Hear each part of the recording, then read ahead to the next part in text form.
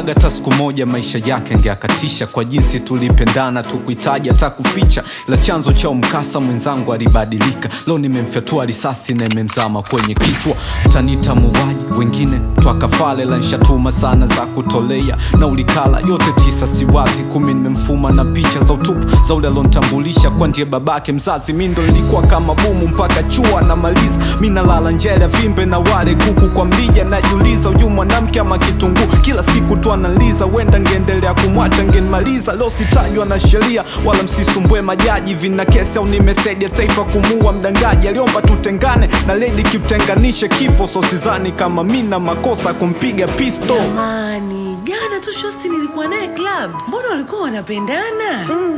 Ila nalo mbaya, nilikuwa namuona mpole. si ndio alokuwa akimsomesha huyu? Maskari musimpime fingerprint, mimi ndo nimeua huyo binti kwa sababu sikuwa na jinsi. Kuna mademu ndo anaofanya si maniga. Tuendelee, mimi natamani hata umwili nyutupe kwenye ufuko ule wa bichi, just bay contact zake kwenye simu zimejaa uhasi. Juma Bingo wa mikasi, Omi mapafu ya farasi, ana gari na namba ya traffic. Jiulizeni alikuwa na mchumba hama na vyumba vya draft. Kwangu maisha meya cost, skali ya mabosi, naogopa takupima ukimu wende kawa positive and most. Kaniaminisha na msimamo mwanamke anayejitambua, kwengine akifika kumbe sochi. Kama una wivu na ujajui mapenzi, you can never understand me. Aliniona fala nilipolia kwa bila yeye can't. Nakawa nikamata kwa kosa la kumuua, niacheni labda kwa kosa la kutumia bunduki haina leseni.